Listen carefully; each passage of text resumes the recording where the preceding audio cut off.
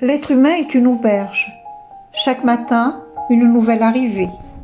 Une joie, une tristesse, une bassesse.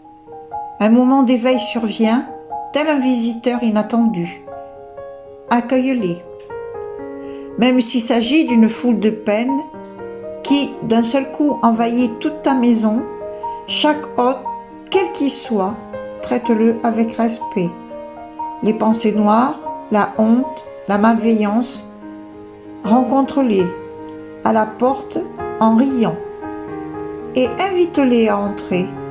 Sois reconnaissant envers celui qui arrive, quel qu'il soit, car chacun peut apprendre à davantage ouvrir ton cœur. Rumi. Lune-soleil.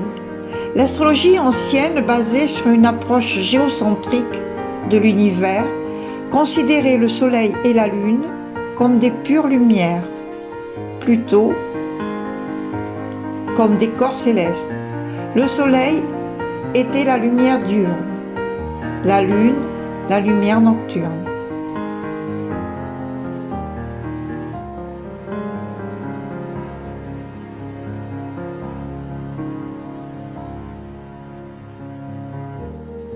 Puis étaient associés naturellement les qualificatifs solaire et lunaire aux activités humaines. L'humanité fonctionne dans deux domaines que nous allons nommer vie et identité individuelle. Mais ne pas confondre immortalité et immortalité sociale. Le premier est spirituel et le second plus émotionnel, mental. Nous ne ferons pas ici un cours d'astrologie, mais nous décrirons le lien ou les liens avec la lune et le soleil qui régit les naissances, le cycle menstruel, le flux et le reflux de la mère, l'ovulation, l'humeur féminine, etc. Nous trouverons successivement, premièrement, la conjonction lune-soleil ou soleil-lune. C'est la plus importante des planètes. Nous trouverons les cycles en lien avec la Terre. Deuxièmement, l'opposition Lune-Soleil, c'est-à-dire la planète Lune opposée au Soleil, c'est-à-dire la pleine Lune. Il y a au maximum 13 pleines lunes par an.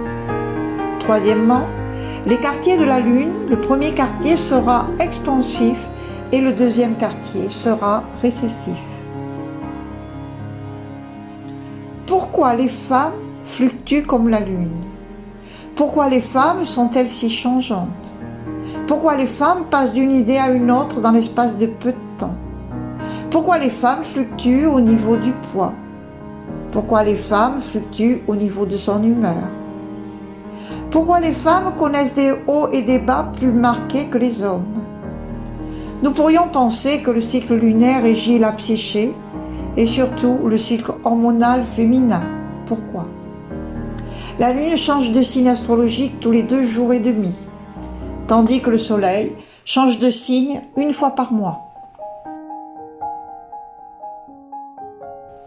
La Lune a 4 phases principales au cours d'un cycle de 28 jours, tandis que le Soleil a 4 phases équivalentes à l'espace d'une année solaire de 365 jours.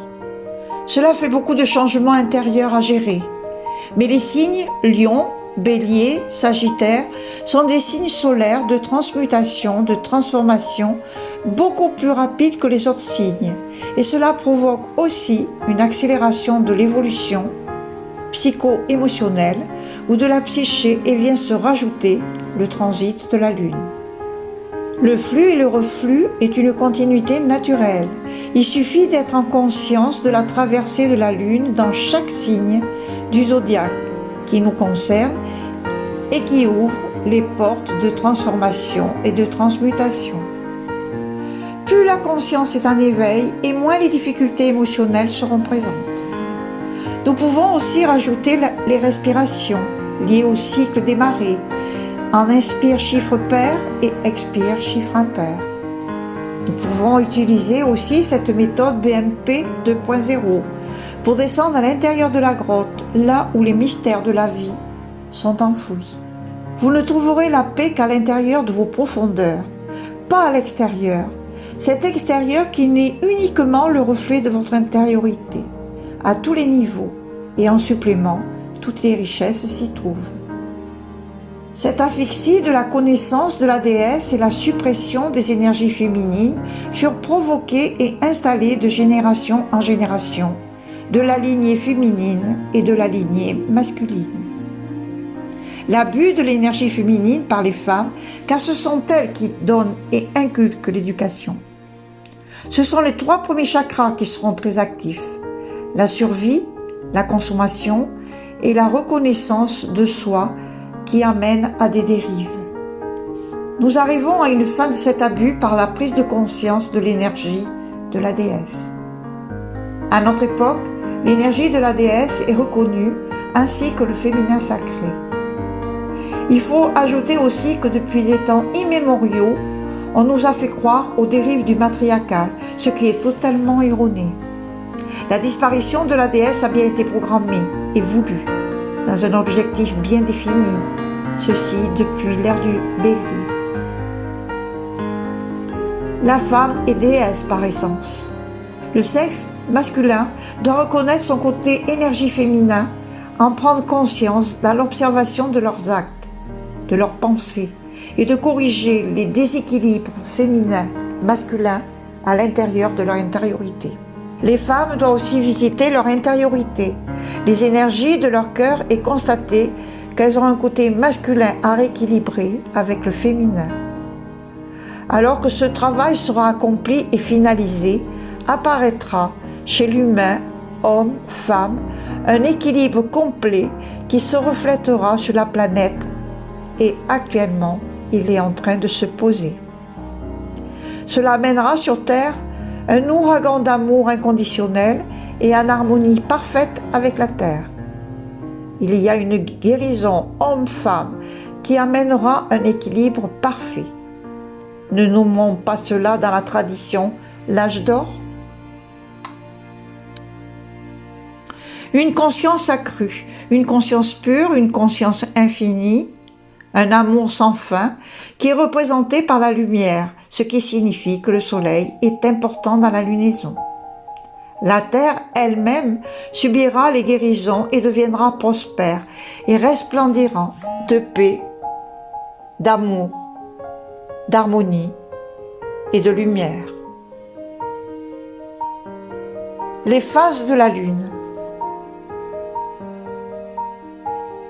Nous pouvons dire avant toute chose que la lune aura un impact beaucoup plus puissant dans un thème d'une personne née sous le signe du Cancer, soleil en Cancer, ou la lune en Cancer, et aussi par réflexion le soleil en Capricorne, avec transit mensuel de la lune en opposition, Cancer-Capricorne, pleine lune.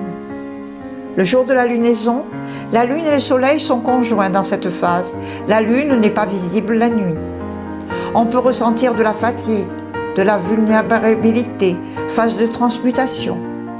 Si on accentue la méditation 2 fois par jour, ne serait-ce que 10 minutes par jour, afin de pallier à cette transmutation. La femme ménopausée intègre de nouvelles règles énergétiques. Cycle cosmique, un nouveau cycle de vie qui se met en marche. La concrétisation, 14 jours après. Premier quartier. Après la nouvelle lune, une semaine après, à ce moment-là, elle forme un angle de 90 degrés avec la Terre et le Soleil. L'énergie de la lune est montante, l'action est active. Pleine lune. 3e semaine du mois lunaire. La lune est alignée sur la Terre et le Soleil, tout en étant à l'opposé, donc elle matérialise les choses en recevant plus de lumière du Soleil. Elle envoie plus de lumière. La conscience s'amplifie et les prises de conscience de l'inconscient se manifestent.